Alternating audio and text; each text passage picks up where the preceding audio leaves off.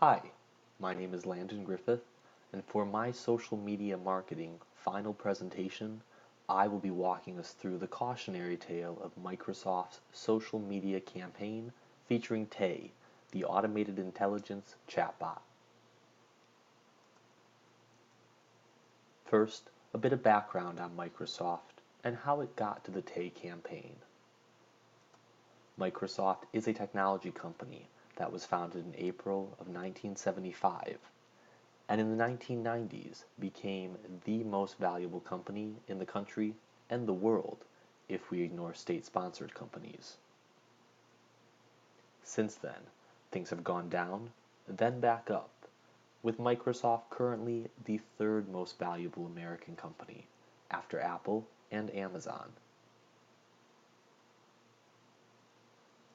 In 2014, Satya Nadella became CEO, shifting the company's focus to cloud computing and services.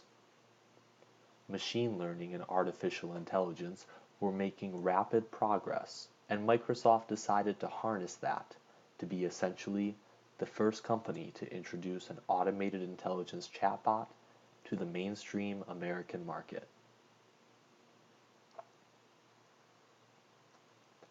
Now, it is very interesting the way that Microsoft set up this rollout. Chatbots have a lot of real-world potential, but Microsoft didn't choose an initial customer to pilot with, or even give a snazzy presentation to specific potential clients. Instead, Microsoft introduced Tay as a chatbot on Twitter, open to everyone, designing this as a social media marketing campaign with the hopes of going viral. Tay was designed to mimic a young woman of 19, and her rollout was a publicity-generating way for Microsoft to show this adaptable and beneficial tool to a wide audience, without having to do the more difficult work of prospecting for potential customers.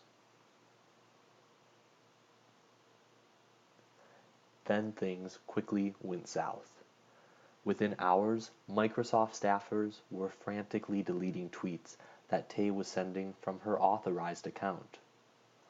While some of these tweets were generating automatically as Tay learned from those she interacted with, Microsoft had oddly also included a repeat after me feature, which, as the name implies, essentially handed complete control to the person interacting with Tay. Some of the less explicit, though still terrible, tweets have been included on this slide. Overall, Microsoft severely underestimated how inappropriate its users could be and how fast Tay would pick up on that.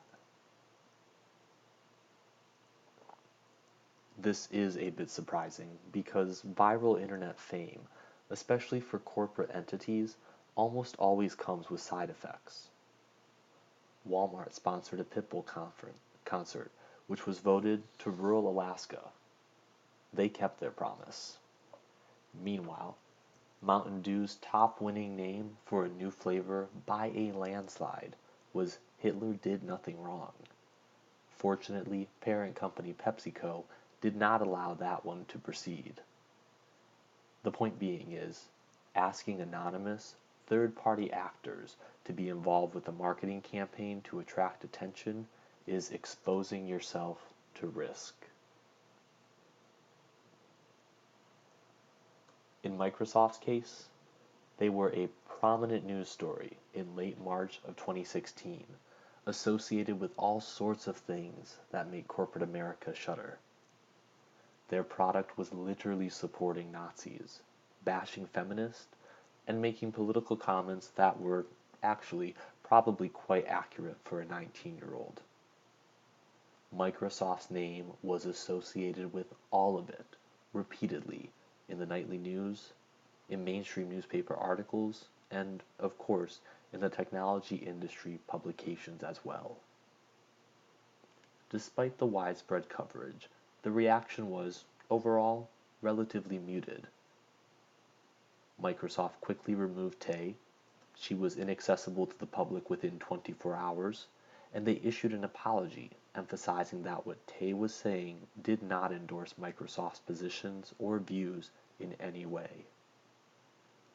Microsoft's share price dipped at the end of March by about 9%, but while Tay certainly did not help with that, she probably didn't directly cause such a decline around quarterly results either. Shortly after removing Tay, Microsoft introduced a new chatbot, Zoe, also a teenage girl, so to speak, this one with stricter content filters. Again, initially the bot was available to chat with on Twitter, but interestingly, Microsoft has continued to expand access, now including Kik, Facebook Messenger, Instagram, and GroupMe. While Microsoft keeps most data proprietary, we can get some metric information from the Twitter profiles. Tay accumulated about 10,000 followers in her one day with us, while Zoe has about 27,000 followers. The majority of interactions are direct or private messages, but Zoe has posted about 3,500 times on her public Twitter feed in the 2 years she has been active.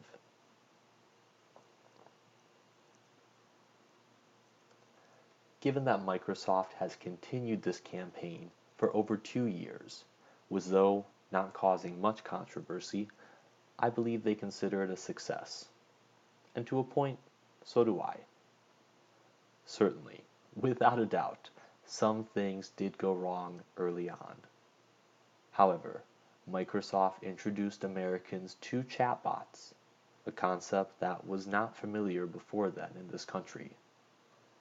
Now they exist throughout many industries, whether we're speaking with our banks, telephone companies, doctors' offices, or elsewhere. Microsoft has built many of these chatbots, and to that end, it has an easy-to-access demo for any customer available via multiple social media channels every day, all year long. My personal conversation with Zoe about this project shows that she has a ways to go, but I should say it was interesting and engaging. I believe this type of social media marketing campaign, one that is a bit atypical but effective nonetheless, is going to be the model we see more and more in the future. It is important that companies and their leaders think proactively of the effects of these social media marketing campaigns. That may mean raising tough questions, so we need to promote an environment where those are accepted and discussed, not dissuaded or just pushed to the side. Microsoft managed to fix its problems to an extent, but after the fact, and it could have foreseen these better. If you'd like to read about Tay and Microsoft's response further, please see the references here, and thank you so much for watching.